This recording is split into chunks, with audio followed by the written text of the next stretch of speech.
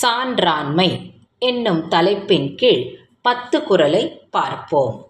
கடனென்ப நல்லவை எல்லாம் கடனறிந்து சான்றாண்மை மேற்கொள்பவர்க்கு ஆற்ற வேண்டிய கடமைகளை உணர்ந்து அவற்றை பண்பார்ந்த முறையில் நிறைவேற்ற மேற்கொள்ளப்படும் முயற்சிகள் அனைத்தும் நல்ல கடமைகள் என்றே கொள்ளப்படும்.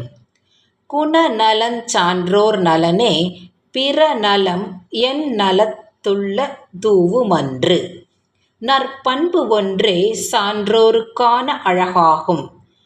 வேறுடையெந்த அழகும் அழகல்ல. அன்பு நான் ஒப்புரவு கண்ணோட்டம் வாய்மையோடைந்து சால் பூன்றிய தூண்.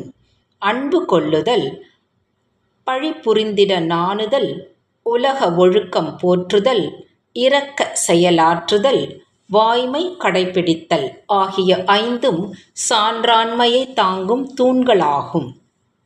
கொல்லா நலத்தது நோன்மை பிறர் தீமை சொல்ல நலத்தது சால்பு. உயிரை கொல்லாத அறத்தை அடிப்படையாக கொண்டது நோன்பு. பிறர் செய்யும் தீமையை சுட்டி சொல்லாத பண்பை குறிப்பது சால்பு. ஆற்றுவார் ஆற்றல் பணிதல் அது சான்றோர் மாற்றாரை மாற்றும் படை. ஆணவமின்றி பணிவுடன் நடத்தலே ஆற்றலாளரின் ஆற்றல் என்பதால் அதுவே பகைமையை மாற்றுகின்ற படையாக சான்றோருக்கு அமைவதாகும். சால்பிற்கு கட்டளை யாதெனின் தோல்வி. துளையல்லார் கண்ணும் கொளல். சமநிலையில் இல்லாதவர்களால் தனக்கு ஏற்படும் தோல்வியை கூட ஒப்புக்கொள்ளும் மனப்பக்குவம்தான் ஒருவரின் மேன்மைக்கு உரைக்கல்லாகும். இன்னா செய்தார்க்கும் இனியவே செய்யாக்கால் என்ன பயத்தோ சால்பு.